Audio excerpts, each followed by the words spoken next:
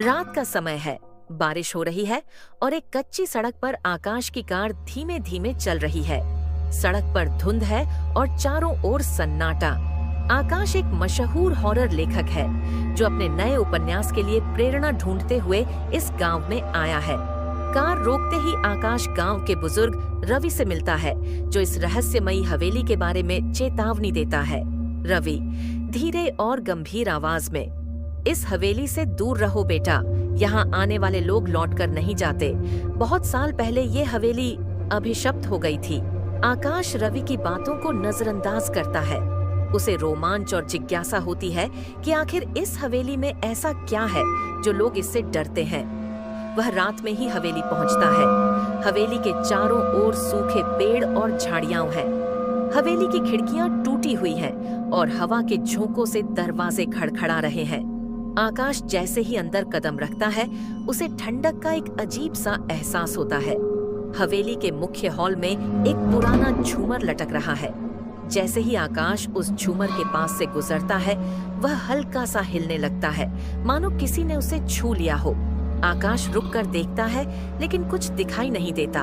अचानक उसे ऊपर के कमरे से किसी के कदमों की आहट सुनाई देती है। वह हिम्मत जुटाकर सीढ़ियों से ऊपर जाता है और कमरे का दरवाजा खोलता है। कमरा पूरी तरह से धूल और मकड़ियों के जालों से भरा है। अचानक उसे शीशे में अपनी परछाई के पीछे किसी और की परछाई दिखाई देती है।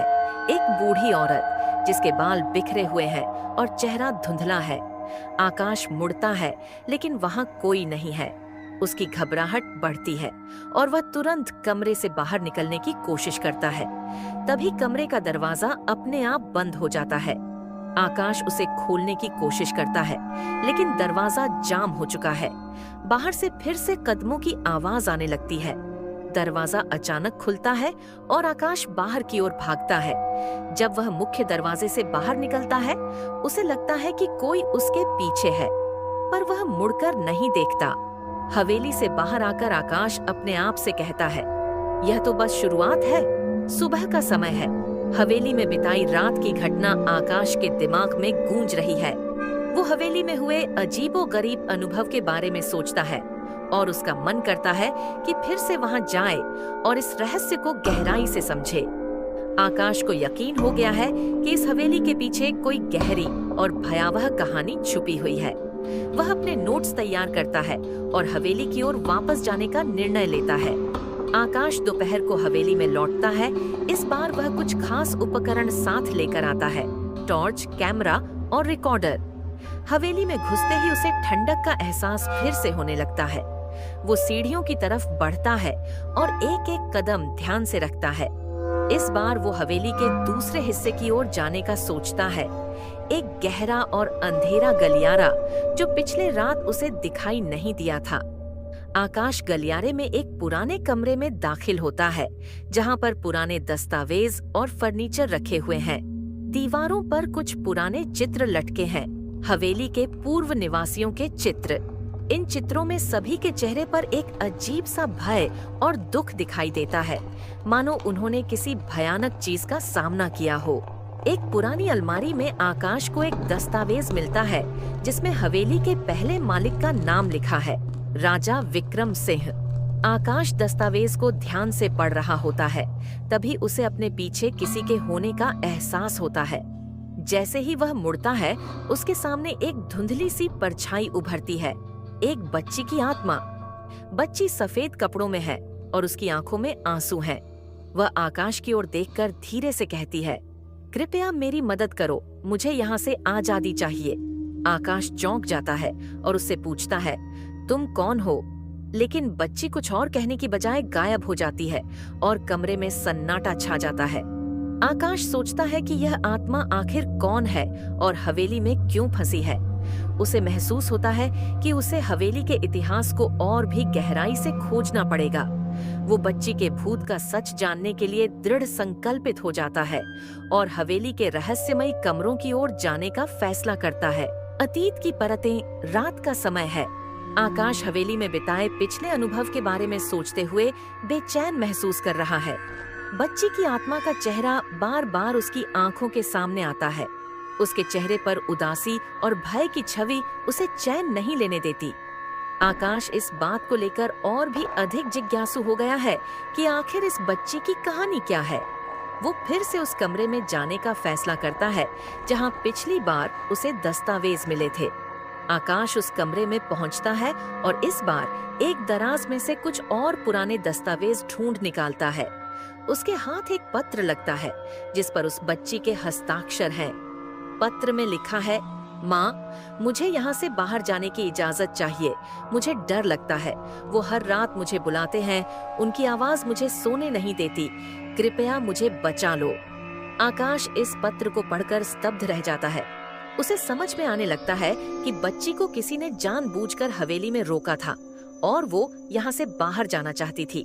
आकाश तय करता है कि उसे हवेली में और गहराई में जाकर बाकी हिस्सों की भी जांच करनी होगी। उसे एक संकरी सीढ़ी दिखाई देती है जो हवेली के नीचे तहखाने की ओर जाती है।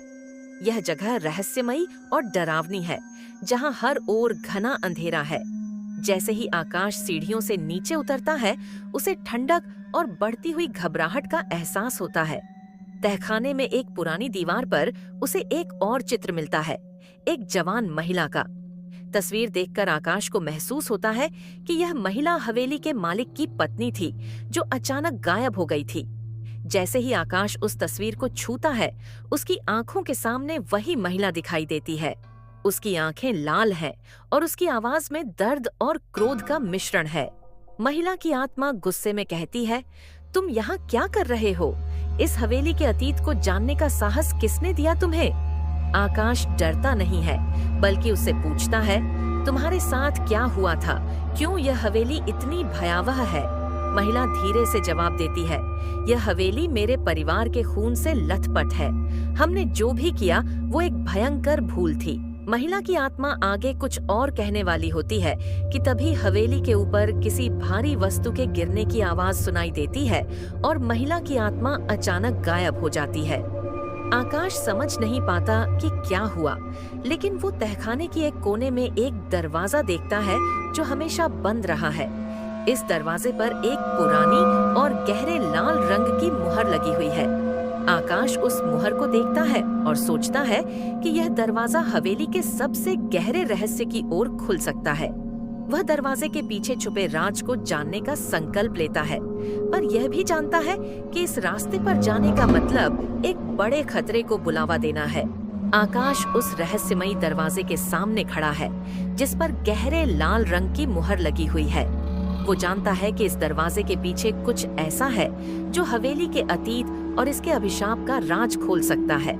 पर जैसे ही वह दरवाजे को छूने की कोशिश करता है, उसे एक अदृश्य ताकत उसे रोकती है, मानो कोई दरवाजे को खोलने नहीं देना चाहता। आकाश एक पल के लिए रुकता है, पर उसका उत्सुक और साहसी मन उसे रुकने नहीं देता। वह दरवाजे को खोलने के लिए पूरा जोर लगाता है और आखिरकार मुहर टूट जाती है। दरवाजे के खुलते ही उसे एक सड़ी गली बदबू महसूस होती है और सामने अंधेरे से भरी एक सुरंग नजर आती है। आकाश टॉर्च जलाता है और सुरंग में कदम रखता है। सुरंग के दोनों ओर पत्थर की दीवारें हैं, जिन पर अजीबोगरीब चिन्ह बने हुए हैं। ये चिन्ह किसी प्राचीन भाषा में हैं, जिन्हें देखकर आकाश का मन आशंका से भर जाता है। चलते चलते उसे महसूस होता है कि कोई उसके पीछे चल रहा है, पर जब वो मुड़कर देखता है तो उसे कुछ दिखाई नहीं देता। लेकिन उसकी टॉर्च की रोशनी में एक परछाई सी झलकती है जो अचानक गायब हो जाती है। सुरंग के अंत में आकाश एक बड़े कमरे में पहुंचता है। इस कमरे में कई काले रंग के दिए जल रहे हैं, मानो किसी ने हाल ही में कोई तांत्रिक अनुष्ठान किया हो। कमरे के बीचों बीच एक पत्थर की मेज है, जिस पर खून से लिखे कुछ शब्द हैं, मृत आत्माओं का निवास स्थान। ये देख आकाश के रोंगटे खड़े हो जाते हैं। उसे मेज पर कुछ पुराने कागजात और एक जादुई प्रतीक के साथ एक बक्सा मिलता है। जैसे ही वो बक्से को छूता है, उसके चारों ओर ठंडी हवा चलने लगती है और सभी दिए अपने आप बुझ जाते हैं। कमरे में पूरी तरह अंधेरा छा जाता है। अंधेरे में एक धीमी धीमी फुसफुसाहट सुनाई देने लगती है। यह वही महिला की आवाज है जिससे आकाश पहले मिला था, लेकिन इस बार उसकी आवाज में चेतावनी है। महिला की आवाज, तुमने दरवाजे को खोल दिया, पर अब इसे बंद नहीं कर सकते। अब हवेली का अतीत तुम्हें नहीं छोड़ेगा। ये जगह सिर्फ मरे हुए लोगों की नहीं है, यहाँ वो भी हैं जिन्हें चैन नहीं मिला। तुम्हारा यहाँ रहना सुरक्षित नहीं है। आकाश घबरा कर कहता है, कौन हो तुम? क्या तुम्हें यहाँ से आजाद करवाया जा सकता है? महिला की आवाज, अब बहुत देर हो चुकी है। अगर तुम इसे खत्म करना चाहते हो तो वो बक्सा तुम्हारी कुंजी है, लेकिन हर रहस्य को जानने का मतलब खुद को मौत के करीब ले जाना है। महिला की चेतावनी के बावजूद आकाश बक्से को खोलने का फैसला करता है। जैसे ही वो बक्सा खोलता है, उसमें से काले धुएं का एक गुब्बार निकलता है और एक बूढ़ा आदमी जिसके चेहरे पर डरावना गुस्सा है सामने आता है। यह हवेली के पहले मालिक राजा विक्रम सिंह की आत्मा है। विक्रम सिंह, तुमने मेरे अभिशाप को छेड़ा है। अब यहाँ से जाने की कोशिश मत करना। जो भी इस हवेली के राज को खोलने की कोशिश करता है, उसे इसकी कीमत चुकानी पड़ती है। विक्रम सिंह की आत्मा तेज आवाज में चीखती है, जिससे हवेली की दीवारें हिलने लगती हैं। आकाश कांपते हुए पीछे हटता है, लेकिन उसे एहसास होता है कि उसे ये खेल खत्म करना ही होगा। अगर आपको आगे का एपिसोड देखना है तो हमारे चैनल को सब्सक्राइब करना मत भूलना।